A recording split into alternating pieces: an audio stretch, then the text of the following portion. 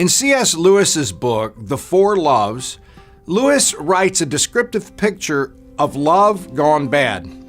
He introduces us to Mrs. Fidget, who is known for living for her family, but it turns out that this is not a complimentary description. Mrs. Fidget displays a distorted expression of love that makes the objects of her love miserable. For example, Lewis writes,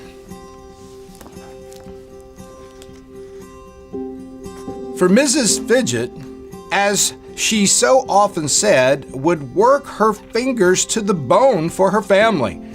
They couldn't stop her, nor could they, being decent people, quietly sit still and watch her to it. They had to help. Indeed, they were always having to help. That is, they did things for her to help her do things for them which they didn't want done." Lewis had other humorous description of Mrs. Fidget that painted a picture of someone serving themselves in the name of love. Have you ever known someone like that?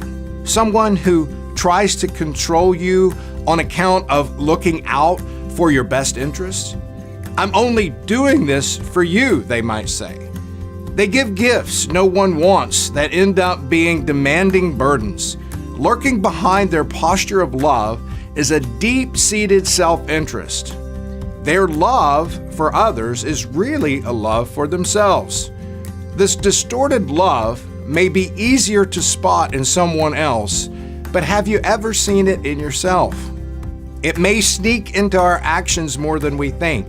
Even Martha, who welcomed Jesus into her home, seemed to be slipping into this trap while serving him. The story relays that Martha's sister, Mary, is listening to Jesus while sitting at his feet.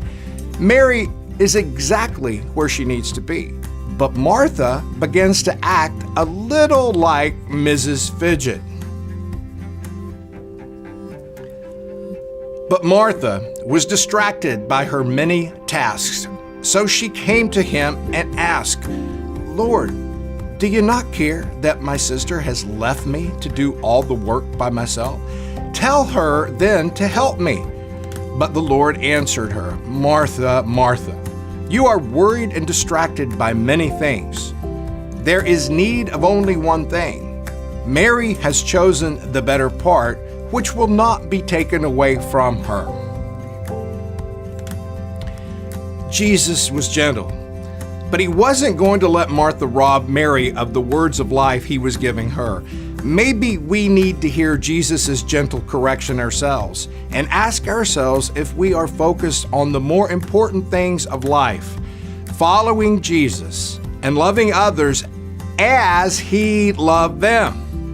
Either way, Jesus opposes the Mrs. Fidget approach to life, where we get so distracted serving others with self-seeking expressions of love that we neglect what they need and what we need to stay focused